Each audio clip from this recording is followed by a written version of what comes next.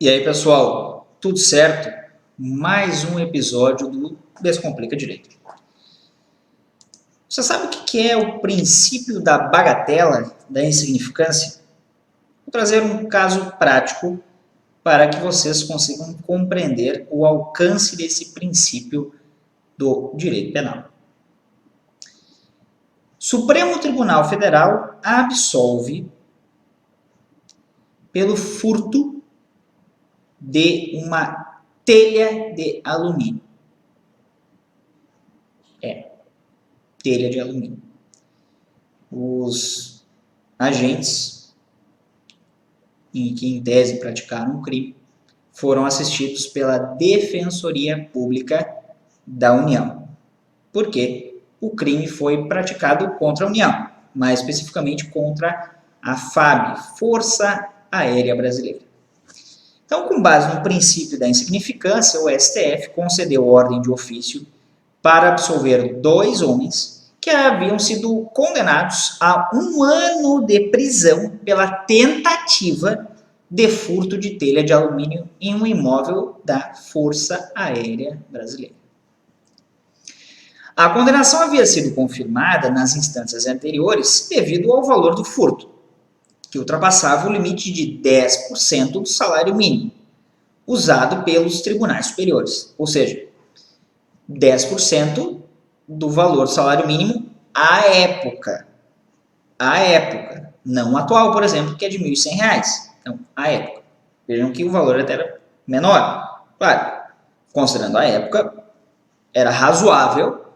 Então, por isso, os 10%.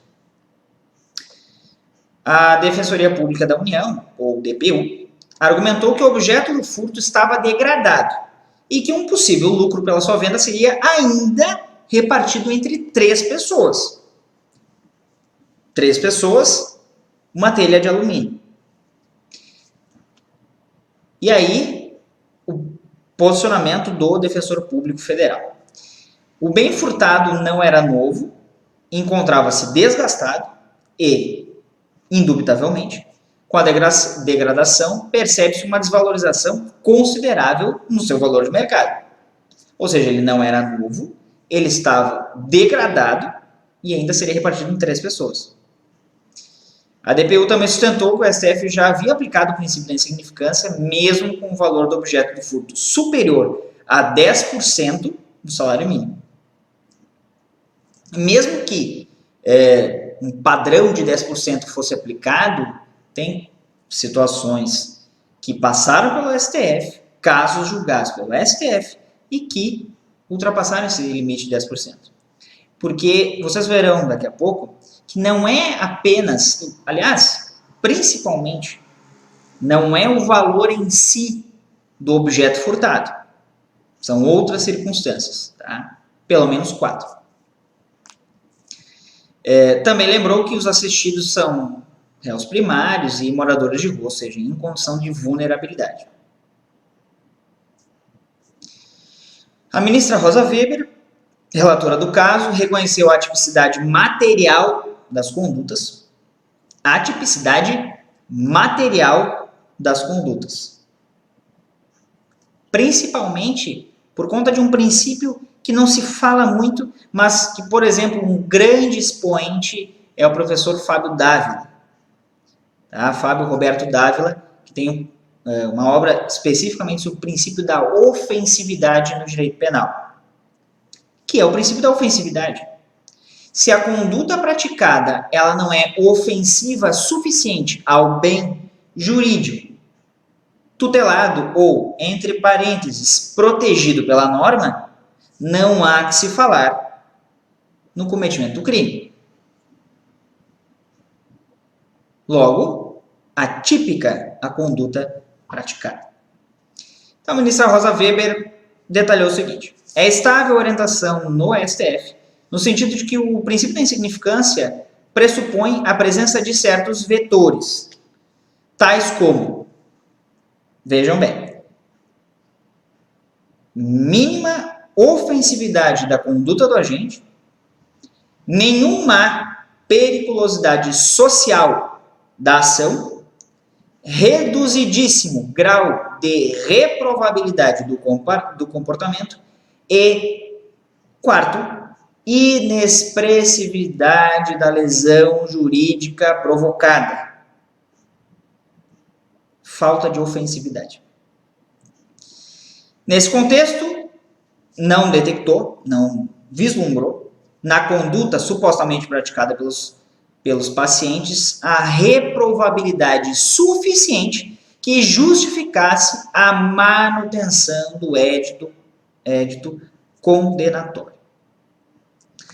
Vejam, pessoal, olha como é curioso isso, como é interessante e, evidentemente, a gente não pode deixar de destacar essa situação porque, de fato, ela transcende tudo o que as pessoas simplesmente pensam, mas não tem bem o conhecimento a respeito daquilo. Tá? E aqui, eu gostaria de mostrar para vocês, ver se eu consigo encontrar, mas se não encontrar, eu deixo só o número do acórdão, do HC, do acórdão, evidentemente. O HC é o 199.081, tá? Relatoria da ministra Rosa Weber. E vejam que o entendimento foi esse, por um posicionamento consolidado no STF, desses 4 vetores, ou 4 aspectos relacionados à insignificância, para o reconhecimento da bagatela, da insignificância, e volto a lembrar vocês, tá? Guardem bem na memória.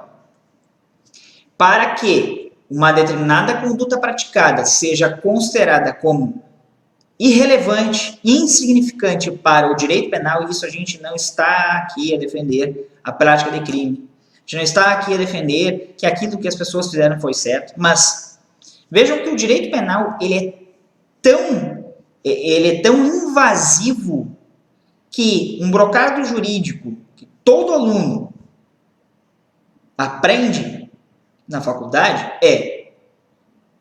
o direito penal é a última ratio, ou última razão, é a última instância a ser provocada pelo judiciário,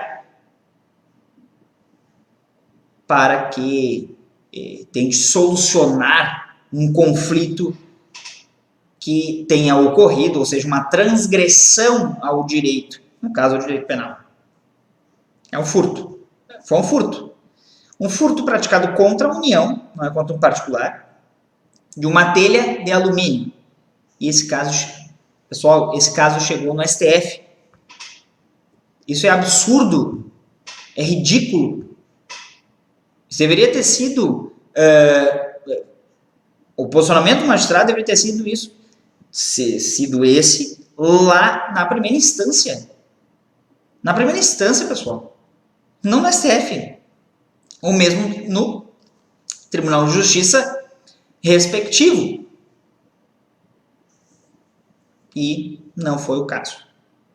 Então, a aplicação do princípio da insignificância com esses 4 vetores, não se esqueçam disso, porque é bastante importante e, evidentemente, para o exercício da advocacia, para concursos públicos, é importante ficar claro isso e que vocês tenham em mente esses 4 vetores, entendimento do STF, isso não está previsto na lei, isso é doutrina e jurisprudência.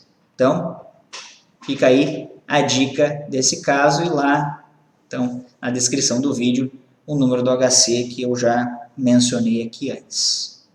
Não se esqueçam de se inscrever no canal, de nos seguir lá no Instagram, @descomplicadireito01 e também no podcast, no Spotify, no streaming também da Google, entre outros serviços de áudio e música. Descomplica Direito. A todos, um forte abraço e até mais.